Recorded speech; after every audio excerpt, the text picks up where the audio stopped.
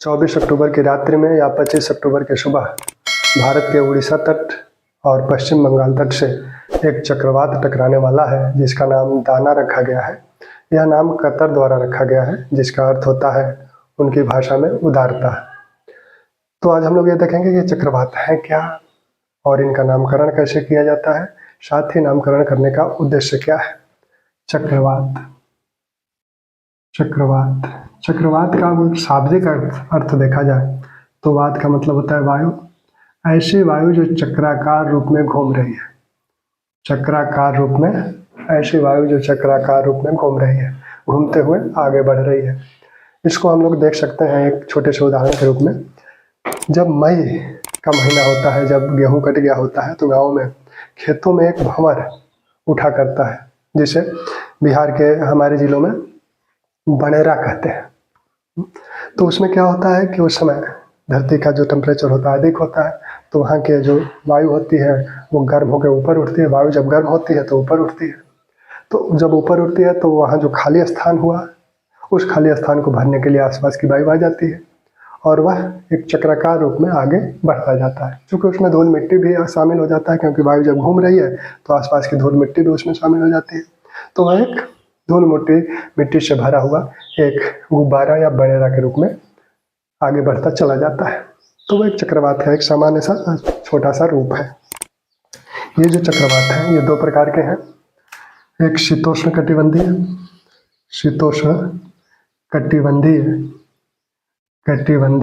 और उष्ण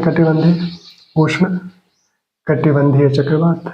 शीतोष्ण कटिबंधीय चक्रवात और उष्ण कटिबंधीय चक्रवात, इन दोनों चक्रवातों की विशेषताओं को देखा जाएगा, इन दोनों चक्रवातों के अंतर को देखा जाएगा। चक्रवात की उत्पत्ति के संदर्भ में दोनों के संदर्भ में थोड़ा सा अंतर है। कुछ चीज़ें सामान्य हैं, कुछ चीज़ें थोड़ी सी भिन्न हैं। शीतोष्ण कटिबंधीय चक्रवात और भारत का जो चक्रवात है उष्ण कटिबंधीय चक्रवात है। इन चक्रवातों को देखने के पहले हम लोग जरा पृथ्वी को देख लें। पृथ्वी 23.5 डिग्री पर झुकी हुई है। पृथ्वी ये मान लीजिए भूमध्य रेखा है जिसे इक्वेटर कहा जाता है। यह जो है यहाँ सूर्य का ताप हमेशा पड़ता है, सूर्य का ताप हमेशा यहाँ वर्ष भर पड़ता है, तो यहाँ टेम्परेचर अधिक होता है, तो यहाँ की वायु गर्म होकर ऊपर उठती है। यह निम्न दाब का क्षेत्र बन जाता है, यह निम्न दाब का क्षेत्र है और वायु गर्म होकर ऊपर उठेगी। फिर ये कर्क रेखा है, ये मकर रेखा है। यहाँ 30 डिग्री का एक क्षेत्र है, यहाँ 60 से 65 डिग्री का क्षेत्र है, ये ध्रुव है। ये 30 डिग्री अक्षांश है, ये 0 डिग्री अक्षांश है, ये 30 डिग्री अक्षांश है।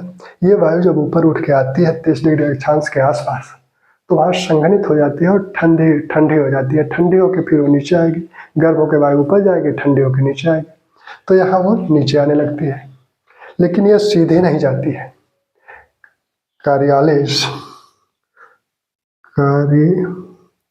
कार्यालिस जो सिद्धांत है, इस सिद्धांत के अनुसार यह जो वायु है यह सीधे नहीं जाएगी, बल्कि उत्तरी गोलार्ध में दाहिनी तरफ मुड़ेगी और दक्षिणी गोलार्ध में बाईं ओर मुड़ेगी। दक्षिणी गोलार्ध में बाईं ओर मुड़ेगी अपने, और उत्तरी गोलार्ध में दाहिनी ओर मुड़ेगी। यहाँ से जब नीचे आएगी तो दाहिनी ओर मुड़ेगी, तो यहाँ से जब उत्तरी गोलार्ध में दाहिनी ओर मुड़ेगी ना, यहाँ से जब नीचे आएगी तो दाहिनी ओर मुड़ेगी। ऐसे ही यहाँ मान लीजिए ये 30 डिग्री है, तो यहाँ से जब इधर भूमध्य रेखा की तरफ जाएगी तब अपनी बाईं ओर मुड़ेगी। ठीक वैसे ही यहाँ ये ध्रुव है। तो यह जो इक्वेटर पे है ये निम्न दाब का क्षेत्र है, ये निम्न दाब का क्षेत्र है। यहाँ जो है 60 से 65 डिग्री वाला जो क्षेत्र है, ये जो 30 डिग्री वाला क्षेत्र है, ये उच्च दाब का क्षेत्र है, और ये जो है निम्न दाब का फिर क्षेत्र है, और यहाँ जो है उच्च दाब का क्षेत्र है। ध्रुवों पर उच्च दाब का क्षेत्र है। यह जो निम्न दाब का क्षेत्र है यह किस कारण से हुआ है? यह जो निम्न दाब का क्षेत्र है इक्वेटर वाला, यह टेम्परेचर के कारण से है। यह जो निम्न दाब का क्षेत्र है यह वायु की गति के कारण से है।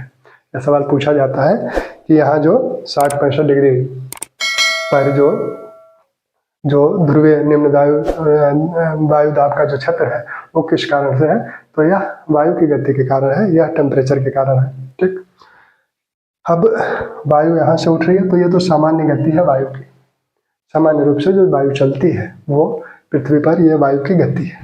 अब जो चक्रवाती वायु है इसके चलने के शीतोष्ण कटिबंधीय जो चक्रवात है उसके जो कारण है उसको पहले देख लिया जाए। तो शीतोष्ण कटिबंधीय चक्रवात जो है इसके जो कारण है, यहाँ इसका कारण वाताग्र है। वाताग्र क्या है? दो भिन्न प्रकृति की वायु जब एक साथ आसपास आती हैं तो उनके सीमा क्षेत्र में इनके बीच का जो क्षेत्र बनता है यही वाताग्र है। इनके बीच का जो क्षेत्र है यही वाताग्र है। दो भिन्न प्रकृति की वायु, एक गर्म वायु राशि हो और एक ठंडी वायु राशि हो, जब वो समीप आती हैं तो उनके बीच का जो क्षेत्र बनता है वही वाताग्र होता है। ये जब ये सिद्धांत शीतोष्ण कटिबंधीय चक्रवातों का जो सिद्धांत दिया बर्कनीज ने, तो ये जब तक पैरेलल चल रही हैं तब तक कोई समस्या नहीं है, अपनी दिशा में ये दोनों एक दूसरे को बिना डिस्टर्ब किए हुए चल रही हैं। लेकिन यही जब गर्म वायु ठंडी वायु में प्रवेश करने का प्रयास करे या ठंडी वायु गर्म वायु के क्षेत्र में प्रवेश करने का प्रयास करेगी, तब समस्या उत्पन्न होगी। जब गर्म वायु ठंडी वायु के क्षेत्र में प्रवेश करने का प्रयास करेगी या जब ठंडी वायु गर्म वायु के क्षेत्र में प्रवेश करने का प्रयास करेगी, तब वहाँ गति फिर चक्राकार गति शुरू हो जाएगी। जैसा कि आप देख रहे हैं, पहले चलिए था तो ठीक है, यहाँ चक्राकार हो गई और आगे चलकर ये पूरी तरह से चक्राकार हो जाएगी। यहाँ से चक्रवात की शुरुआत हो जाती है। अब ये शुरू क्यों होता है? जब गर्म वायु, उष्ण वायु आक्रामक होती है, वह ठंडी वायु को हटाना चाहती है वहाँ से, तब उसे उष्ण वाताग्र कहते हैं। और जब ठंडी वायु आक्रामक होती है, वो उष्ण वायु को ऊपर फेंक देना चाहती है, तब उसे शीत वाताग्र कहते हैं। ठीक, तो उष्ण वाताग्र और शीत वाताग्र की स्थिति में चक्रवात की उत्पत्ति होती है शीतोष्ण कटिबंधीय क्षेत्रों में। अब उष्ण कटिबंधीय क्षेत्रों में चक्रवात की उत्पत्ति का कारण क्या है? वहाँ वाताग्र कारण नहीं है। उष्ण कटिबंधीय क्षेत्रों में वाताग्र कारण नहीं है।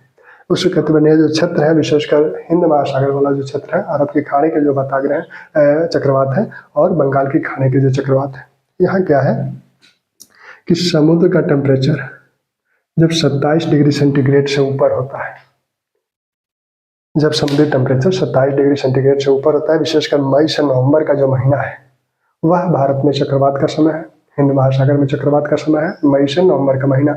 यहाँ जो है शीतोष्ण कटिबंधों में ये जो है नवंबर से लेकर अप्रैल तक का क्षेत्र यहाँ है, यहाँ जो है मई से लेकर नवंबर तक का क्षेत्र है। यहाँ क्या होता है, समुद्र तल का जब टेम्परेचर 27 डिग्री सेंटीग्रेड या उससे ऊपर होता है तब तो यहाँ की वायु गर्म होती है, वह वायु गर्म होकर ऊपर उठती है, यह वायु गर्म होकर ऊपर उठती है। इस वायु के ऊपर उठने के कारण यह जो खाली स्थान है, यहाँ आसपास की वायु आके भरेगी, खाली स्थान तो रहेगा नहीं, वो इस वायु को भरेगी।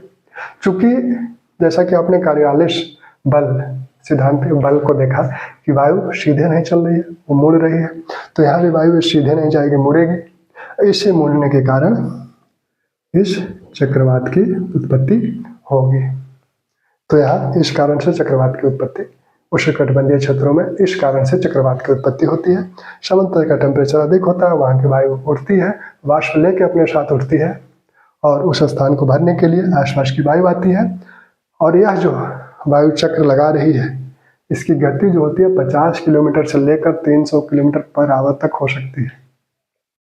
अब समझिए, इतनी तेज गति से एक बड़ी वायु राशि चक्कर लगा रही है और वह किसी तट से टकराए, किसी चीज से टकराए तो क्या होगा? ढेर सारा विनाश लीला रचेगी।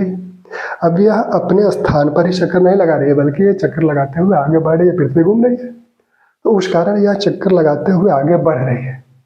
और आगे बढ़ते हुए जब यह तट से टकराती है तो विनाश लीला होती है। अब जब तट से टकराएगी वायु तो धीरे धीरे उसकी गति जो है मंद होती चली जाएगी। ठीक, अब ये जो चक्रवात है, इनका आकार क्या है? और इनकी दिशा क्या है? आकार। चक्रवातों का जो आकार होता है अंडाकार, अंडाकार, गोलाकार, गोलाकार और कीपाकार, कीप के आकार का। जो कीप के आकार के चक्रवात होते हैं बहुत ही विनाश लीला करते हैं। यह विशेषकर टॉर्नेडो जो चक्रवात है उसमें पाए जाते हैं कीपाकार चक्रवात। ये तीनों विशेषकर शीतोष्णकटिबंधों में पाए जाते हैं। ये दोनों जो है विशेषकर उष्णकटिबंधीय चक्रवातों में पाए जाते हैं। इनकी दिशा किस दिशा में चलेंगे? तो उत्तरी ध्रुव में जो चक्रवात चलते हैं वो घड़ी की सुई के उत्तरी गोलार्ध में, उत्तरी ध्रुव नहीं उत्तरी गोलार्ध, उत्तरी गोलार्ध में जो चलेंगे वो घड़ी की सुई की विपरीत दिशा, घड़ी की सुई की विपरीत दिशा में चलेंगे। और दक्षिणी गोलार्ध में जो चलते हैं वो घड़ी की सुई की दिशा में चलेंगे, घड़ी की सुई की दिशा में चलेंगे। ठीक, उत्तरी गोलार्ध में विपरीत दिशा में चलेंगे, घड़ी की सुई ऐसे चलती है तो उत्तरी गोलार्ध में ऐसे चलेंगे और दक्षिणी गोलार्ध में ऐसे चलेंगे। ठीक, उत्तरी गोलार्ध में घड़ी की सुई की दिशा में चलेंगे और दक्षिण गोलार्ध में घड़ी की सुई की विपरीत दिशा में चलेंगे।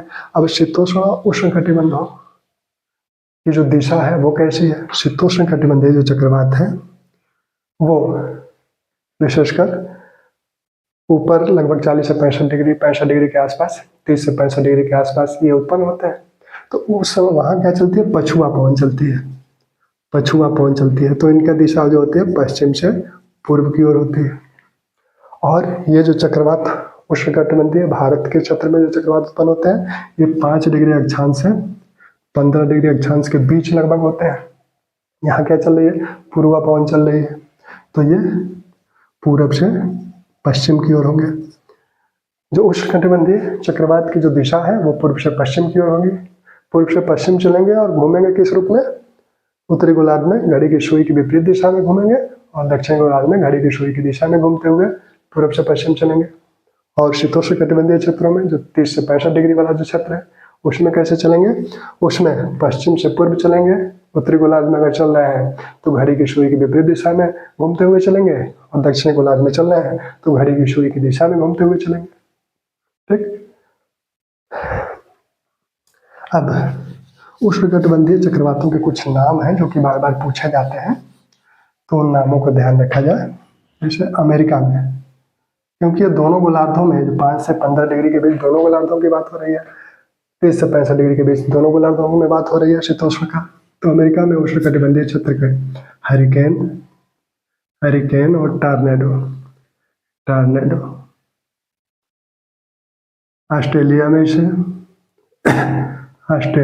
विली कहा जाता है, विली। चीन, फिलीपींस और जापान में टाइफून कहा जाता है। भारत में इसे चक्रवात ही कहा जाता है, भारत में चक्रवात। तो ठीक, उष्णकटिबंधीय कुछ चक्रवातों के कुछ क्षेत्रों में चक्रवातों के अपने अपने नाम हैं, वो ये हैं। अब शीतोष्णकटिबंधीय चक्रवात और उष्णकटिबंधीय चक्रवात में और अंतर क्या है? शीतोष्णकटिबंधीय चक्रवात का एक तो हम लोगों ने देख लिया कि वो पश्चिम से पूरब की ओर चलते हैं, लेकिन आगे आकर वो दक्षिण पूरब की तरफ मुड़ जाते हैं। और यही जो भूमध्य सागरीय वाताग्र बनता है, जो भूमध्य सागर में वाताग्र बनता है, भूमध्य सागरीय वाताग्र जो है, इस वाताग्र के कारण जो चक्रवात उत्पन्न होता है यही भारत में आता है। जो पश्चिमी जो जेट वायु चलती है, ऊपर जो जेट पवनें चलती हैं, वो इसको क्या करती हैं कि भारत की तरफ मोड़ देती हैं। और यही शीतकालीन वर्षा का यही कारण, भारत में शीतकालीन वर्षा का कारण यही भूमध्य सागरीय वाताग्र बनता है, जो कि पूर्व की तरफ चलता है फिर दक्षिण की तरफ, दक्षिण पूर्व की तरफ मुड़ जाता है।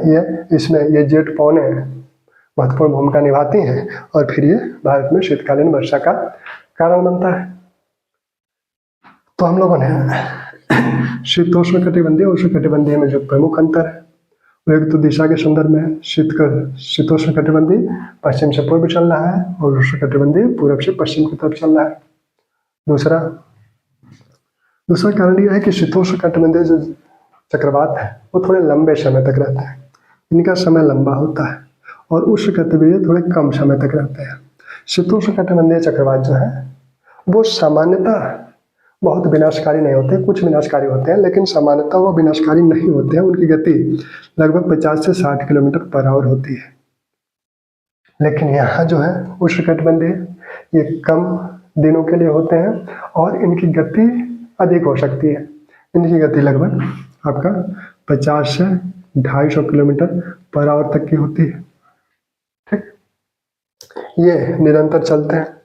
यहाँ ये जो उष्णकटिबंधीय चक्रवात है ये कहीं रुक भी जाते हैं, 1-2 दिन के लिए कहीं रुक भी जाते हैं और वहाँ अपने विनाश लीला करके फिर आगे बढ़ते हैं। चक्रवातों के आने के संकेत क्या है? शुरू में क्या होता है, पछाव स्तरीय मेघ बनते हैं और सूर्य और चंद्रमा के चारों ओर आभा मंडल, प्रभा मंडल जिसे कहते हैं, प्रभा मंडल बन जाता है। जब चक्रवात पास आता है तब कपासी वर्षा मेघ बनते हैं, और ये बारिश करते हैं। ठीक, अब इन चक्रवातों का नामकरण कैसे किया जाता है, नामकरण की आवश्यकता क्यों है? तो चक्रवातों का जो नामकरण किया जाता है इसकी शुरुआत 1953 से हुई। हेनरी है जो अमेरिका का केंद्र है, उसने अमेरिका का जो मेट्रोलॉजिकल केंद्र है उसने इसे शुरू किया। हरिकेन सेंटर जो है उसका, हरिकेन सेंटर ने इसे शुरू किया। पहली बार नामकरण करना, पहले महिलाओं के नाम पर इनका नाम रखा जाता था। ऑस्ट्रेलिया ने दूसरी परंपरा शुरू की थी। ऑस्ट्रेलिया में भ्रष्ट नेताओं के नाम पर इन चक्रवातों का नाम रखा जाता था। उष्णकटिबंधीय चक्रवातों बाद में चलकर 1978 के आसपास महिलाओं के साथ साथ पुरुषों के नाम भी बारी बारी से रखा जाने लगा। ठीक, अब उसमें महिलाओं का नाम इसलिए रखा जाता था क्योंकि पुरुष प्रधान समाज था, इसलिए रखा जाता था। अमेरिका का प्रभाव ज्यादा था इन नामकरणों में। फिर बाद में 2000 में WMO वर्ल्ड मेट्रोलॉजिकल ऑर्गेनाइजेशन, जिसकी स्थापना 1951 में हुई और इसका मुख्यालय जो है स्विट्जरलैंड में है।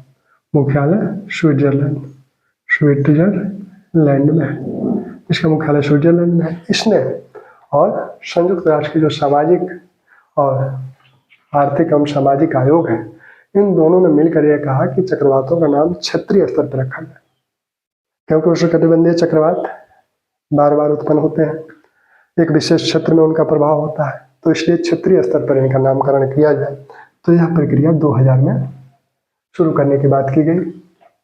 2004 में 8 देशों, जो हिंद महासागर के जो चक्रवात है उस संदर्भ में 8 देशों को शामिल किया गया। 8 देशों से कहा गया कि आप अपने नाम दीजिए। 8 देशों ने 8 नाम अपना दिया। इस प्रकार कुल 64 नाम हुए। ठीक, अब ये 64 नाम कैसे रखे जाएंगे? तो देशों को अल्फाबेटिकल क्रम में, जैसे भारत है बांग्लादेश, तो बांग्लादेश ऊपर रहेगा, भारत नीचे रहेगा।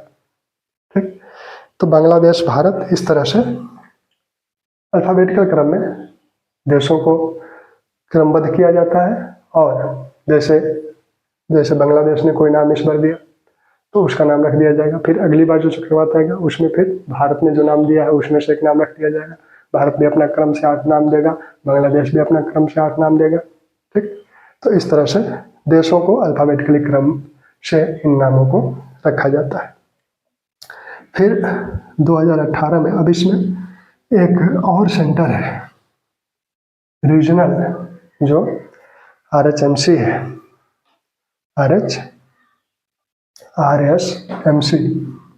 RSMC regional specialist meteorological centre, regional specific meteorological centre.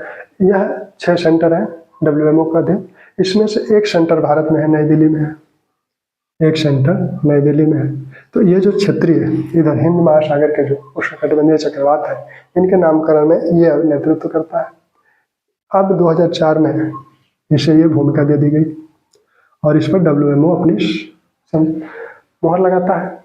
यह उनको इसमें प्रमुख भूमिका RSMC द्वारा निभाया जाता है, WMO उस पर मुहर लगाता है। फिर 2018 में ये जो 8 देश हैं अब ये 15 हो गए, 5 देश और इसमें जुड़ गए, अब 15 देश हैं इसमें। उन 15 देशों के नाम देखे जाए। उन 15 देशों के जो नाम हैं, भारत, अल्फाबेटिकली मैं नहीं लिख रहा हूँ, अल्फाबेटिकली कर लीजिएगा। Bharat, Bangladesh, Myanmar, Maldives,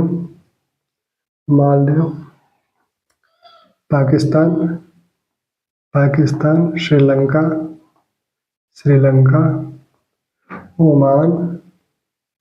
Oman, Qatar, Iran, Saudi Arab, संयुक्त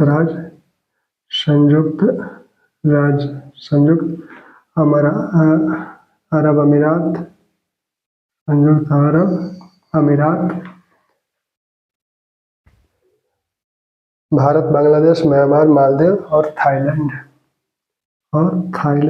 तो ये 13 नाम है, Bharat, Bangladesh, Myanmar, Maldives, Pakistan, Sri Lanka, Oman, Qatar, Iran, Saudi Arab, संयुक्त अरब अमीरात,